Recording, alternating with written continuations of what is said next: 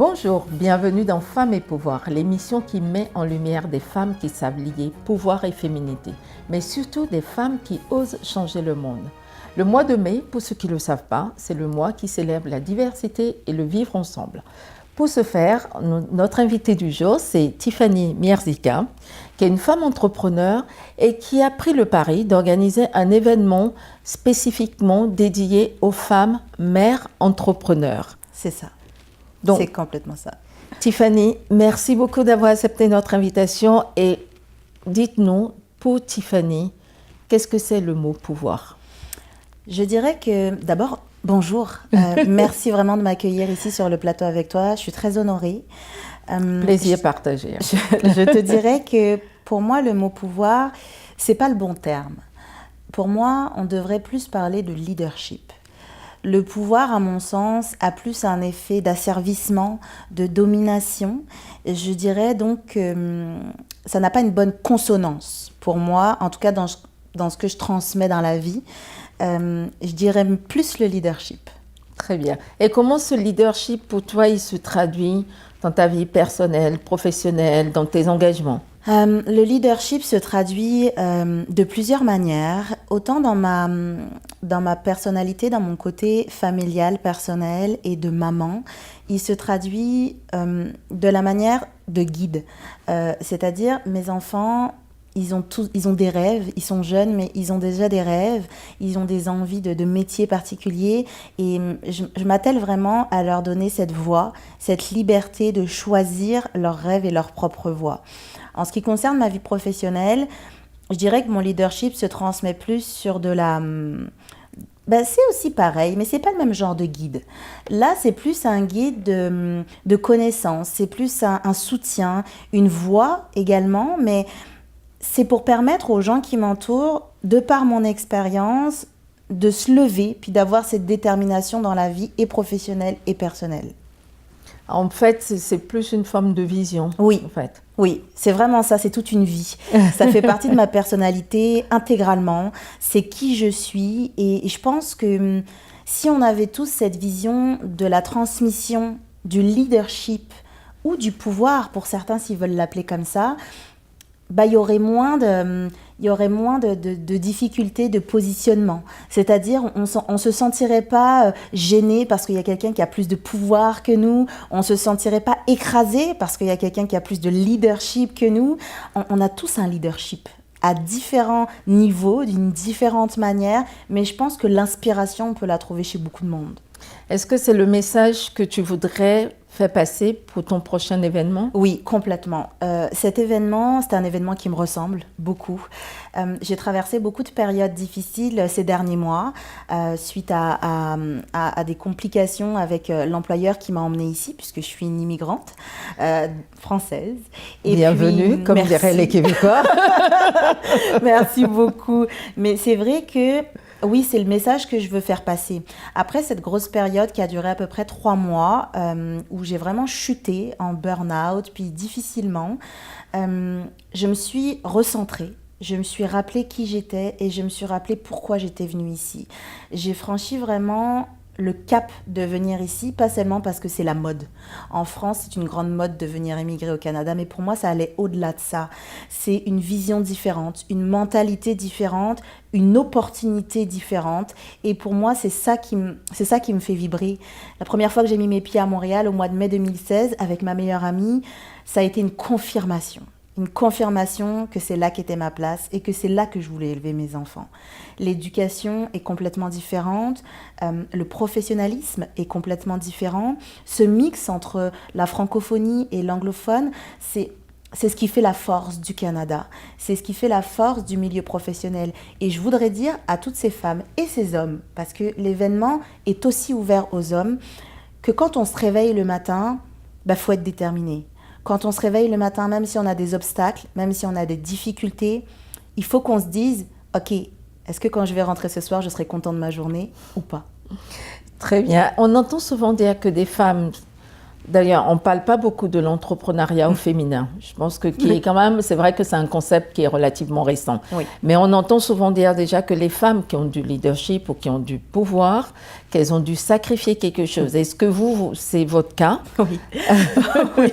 D'accord. À 200%. Ok, très bien. À 200%. Je suis une maman de 30 ans. J'élève seule 3 enfants de 11, 9 et 7 ans.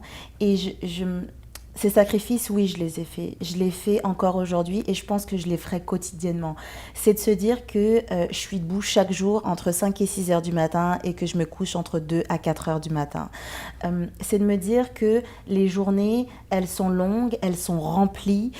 C'est de me dire aussi que pendant ma journée, même quand je travaille à la maison, pendant que je travaille, je prépare en même temps un gâteau pour le goûter, je prépare en même temps le souper.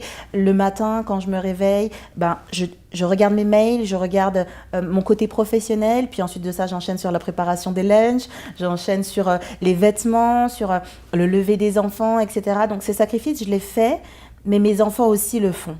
C'est un sacrifice qu'on fait tous ensemble et je pense qu'une famille, dans cette thématique de l'entrepreneuriat, elle doit faire ses sacrifices ensemble. Non, en fait, c'est quelque chose qui engage tous les membres de la famille. Oh oui, en fait. Je pense, sincèrement. Est-ce qu'il y a une différence de l'entrepreneuriat? Est-ce que si ça avait été un homme, il aurait géré différemment les choses, de votre point de vue? Je ne voudrais pas paraître sexiste, mais je pense que le mot pouvoir chez les hommes est plus pris comme du machisme. On ressemble plus à votre première définition, en fait. Oui. Le côté très péjoratif du mot. Très machisme, très avec beaucoup d'ego, beaucoup d'orgueil. Les hommes ont cette fâcheuse tendance, pas tous, je ne veux pas faire une généralité, mais la plupart des hommes de pouvoir ont souvent tendance à vouloir écraser les autres parce qu'ils ont ce pouvoir. Donc ils prennent position comme des chefs et puis ça s'arrête là. Les autres n'ont pas vraiment leur mot à dire, n'ont pas vraiment de place ni de position, quelle que soit la société. Je dirais qu'elle est là la différence. Chez les femmes, on a souvent tendance à dire qu'une femme de pouvoir est à cette position parce qu'elle a été mise là. Elle a été là sur recommandation. Elle a été là parce qu'elle connaît forcément quelqu'un dans la place. C'est d'ailleurs pour ça qu'il y a beaucoup de personnes, beaucoup de femmes qui sont contre les quotas, par exemple. Oui. Les quotas, je trouve que c'est une bonne idée quand même. Je trouve que c'est une bonne idée, surtout une place comme le Québec. En France, c'est très différent. Mais au Québec, on a quand même un gros pouvoir féminin et je dirais même que ça va plus loin. La femme a une place particulière ici. La femme est plutôt respectée, le milieu familial, les enfants sont très respectés et on est quand même mis sur un piédestal. Pour ceux qui ne connaissent pas la France, diraient « Oh non, ici on est... c'est nul, c'est n'importe quoi ». Mais je vous assure que c'est faux. Je vous assure que c'est faux. Un pays comme la France, la femme n'a pas de voix, elle n'est personne. Ici, on a quand même fait un pas en avant. Donc pour moi, les quotas, je trouve que c'est intéressant. Malheureusement, c'est toujours le problème des politiciens. La politique, c'est à contresens. Le politicien qui mettra en place, quel que soit le quota, puis quelle que soit la manœuvre, la nouvelle loi ou ce genre de choses, dans sa tête, il aura toujours ses propres intérêts. Oui, c'est normal. En tant que personne de pouvoir, oui. Ça le problème. Je pense que si les politiciens avaient plus à cœur l'intérêt, point, des gens, collectif, des femmes, on avancerait plus vite, je pense. Si vous aviez un conseil à donner à une jeune femme qui souhaite justement devenir entrepreneur ou à prendre conscience de son leadership, qu'est-ce que vous lui diriez? Je lui dirais de croire en elle. Je lui dirais de croire en elle vraiment. On doit savoir se recentrer, on doit savoir se retrouver et croire en nous et croire en notre potentiel. Quel que soit ce qu'on vous dira, quel que soit ce que vous rencontrerez comme barrière sur votre route, une vie sans embûche, c'est pas une vie. Si vous n'avez pas de combat dans votre vie, moi je me poserais des questions, sincèrement. On n'est pas obligé d'aller les chercher non, quand même. Non, faut pas les provoquer, mais il faut les accueillir. Ok, très bien. Et c'est pour ça, vous avez pensé qu'il y avait un message particulier sur la population des femmes qui sont mères, Oui. qui sont entrepreneurs, donc à la limite plus des femmes qui sont célibataires, Oui. parce que c'est là où Oui. la difficulté est beaucoup plus importante. Je pense que la conciliation travail-famille est sur toutes les bouches en ce moment et c'est un réel problème.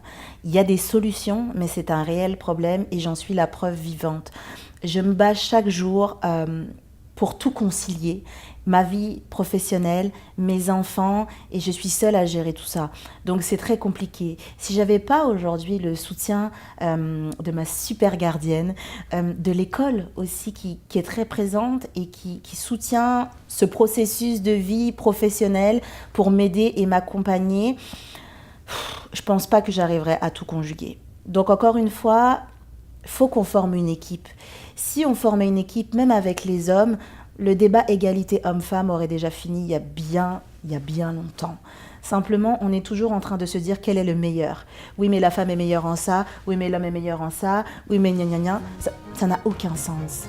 Et on devrait essayer d'évoluer ensemble. On avancerait plus vite dans ce monde. Très bien. Merci beaucoup Tiffany. Merci. On revient dans quelques instants.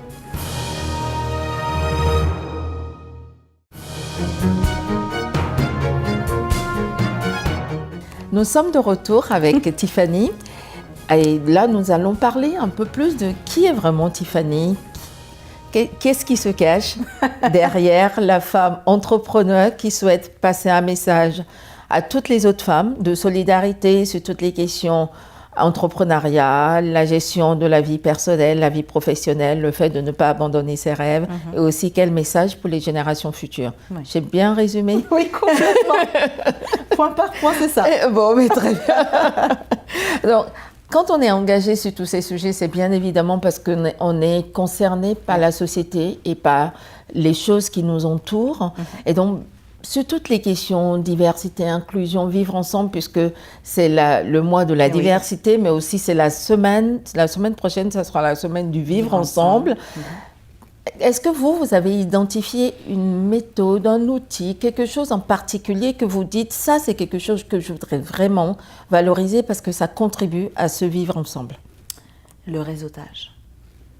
Ça peut paraître une réponse classique, mais pour moi, le réseautage, c'est vraiment l'avenir de la communication, l'avenir de l'entreprise, l'avenir aussi de l'échange de compétences. C'est vraiment une chose qui m'a frappée les premières fois où je suis venue à Montréal, parce qu'en France, ça n'existe pas. Cette facilité, cette ouverture d'esprit, sans envier l'autre, sans jalousie de l'autre. C'est simplement une rencontre, un échange sans état d'âme, sans arrière-pensée.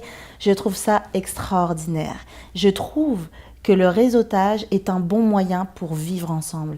C'est un bon moyen de se connaître, de se rassembler, d'échanger sur plusieurs thèmes, de grandir ensemble et de s'apporter des conseils. Pour moi, ce serait vraiment ça. Et certainement de dépasser ses différences aussi. Ah oui, sortir de sa zone de confort et de ses et accepter ses différences. Oui, le réseautage est un très bon moyen. Très bien. Est-ce que vous avez une phrase, un proverbe, une devise, quelque chose qui vous illustre? Oui, je dirais, c'est une phrase que je répète souvent à mes enfants. Je ne pense pas qu'ils le prennent comme ça, mais, parce que ce sont des enfants. Mais ma phrase serait, dans la vie, on ne vit pas d'échecs, on apprend. C'est une phrase qui me ressemble beaucoup. Elle est plus facile à dire qu'à vivre. C'est une certitude. Mais avec du temps... Nelson Mandela pensait la même chose aussi. Hein, donc, J'en suis fière. C'est un beau personnage.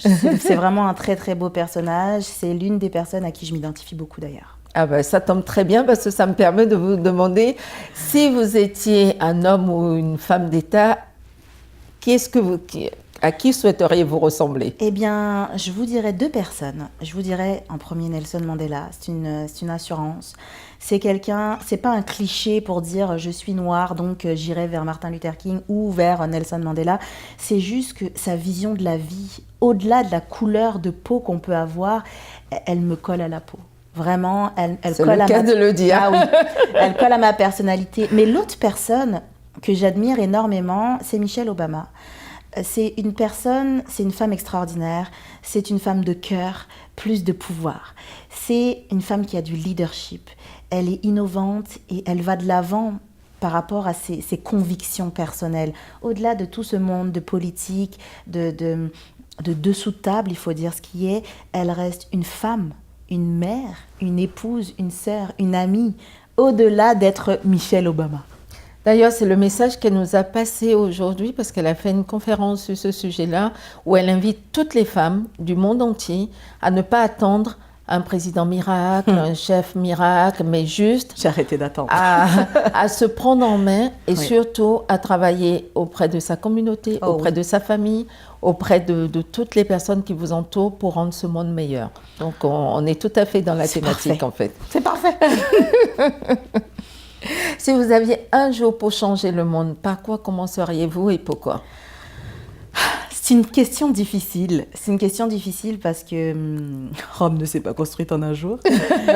Mais sincèrement, si j'avais un jour, même si je sais pertinemment qu'il me faudrait plus de temps, je commencerais par changer les cœurs.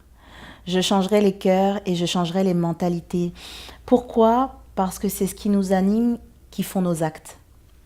Et je pense que si chacun avait un cœur plus humble, un cœur plus à l'écoute de l'autre, à l'écoute de soi-même aussi, à l'écoute du monde qui nous entoure, de la nature aussi qui nous entoure, bah, nos actes seraient différents.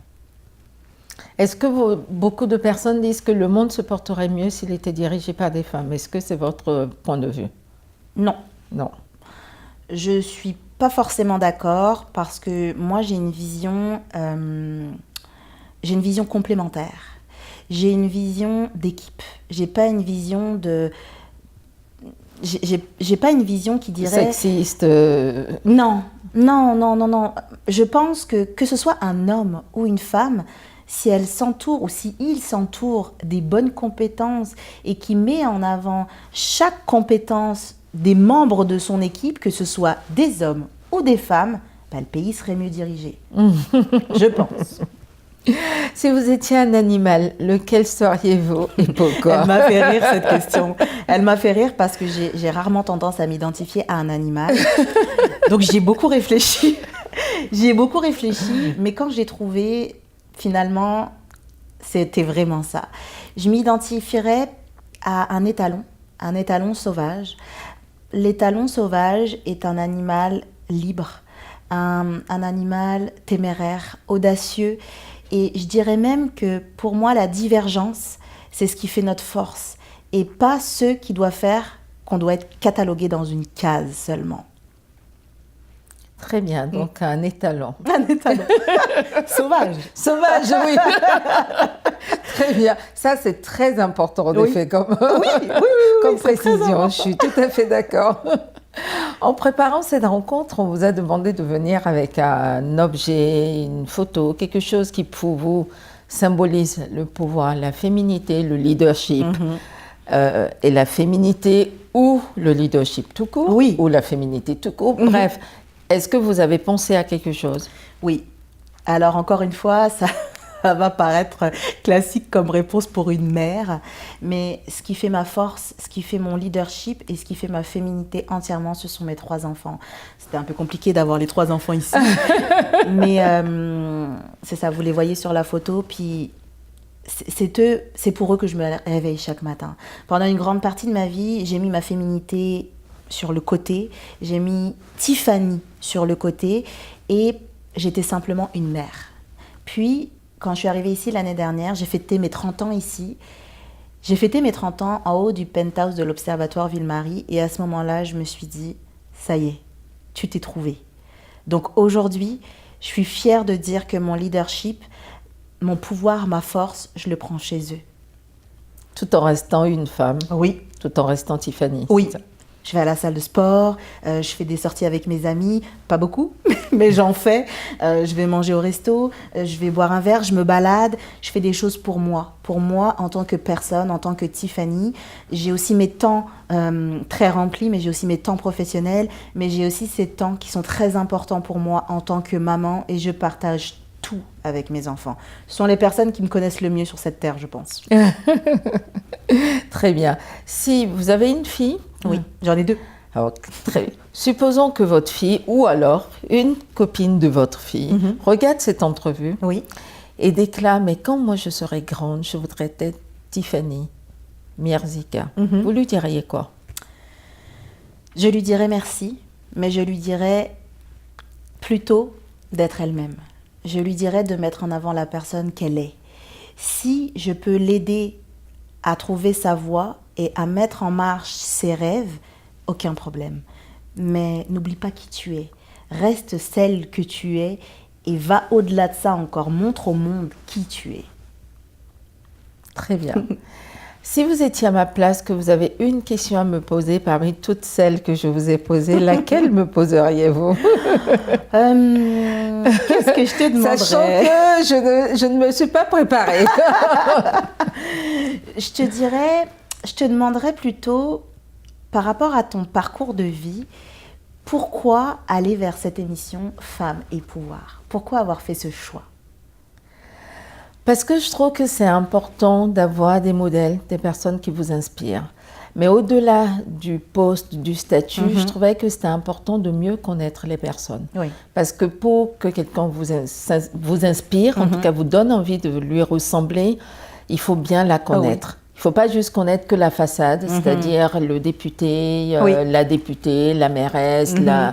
Ça, c'est juste une fonction. Et oui, il y a en quelqu'un revanche, derrière. il y a quelqu'un derrière, comme vous disiez tout à l'heure, il y a une mère, il y a une femme, il y a une conjointe, il y a une amie, il y a une sœur qui a aussi des moments de difficulté, mais aussi des moments de joie, qui a certainement des valeurs qui soit vous ressemblent ou ne vous ressemblent pas. Et je trouvais que c'était important justement de donner la parole aux femmes qui osent mettre en place des choses pour changer leur environnement et qu'on les connaisse vraiment pour se dire « oui, moi j'ai envie de lui ressembler parce qu'elle a dit ça qui me plaît ». Voilà. J'adore. J'adore. Je regrette pas d'être là. Moi non plus. Donc... Très bien. Donc notre entretien touche à sa fin, Tiffany. En un mot, en une phrase, si vous devez résumer pour vous le leadership, parce que j'ai bien noté, qu'est-ce que c'est pour Tiffany Mierzika, le leadership, en un mot ou en une phrase? Le leadership, c'est la détermination. Très bien. Je pourrais pas faire mieux parce que détermination, ça englobe beaucoup de choses. À chacun d'en faire sa propre tambouille. Mais pour moi, le leadership, c'est vraiment la détermination. Très bien. Mais vraiment, merci beaucoup, Tiffany, Merci. d'avoir Merci à accepté toi. notre invitation et ça a été un grand plaisir de vous Merci avoir. beaucoup. J'ai été ravie d'être là. Très bien. Merci. Si cette émission vous a plu, n'hésitez pas à nous soutenir en allant visiter notre site internet www.femmesetpouvoir.org ou alors sur notre chaîne YouTube Femmes et Pouvoir. Mais vous pouvez aussi aller sur tous nos réseaux sociaux, que ce soit sur LinkedIn, Facebook, Instagram, en likant, en partageant, en mettant vos commentaires. Dans tous les cas, soutenez-nous et faites savoir que Femmes et Pouvoir vous a plu. Je vous dis à très bientôt. Merci.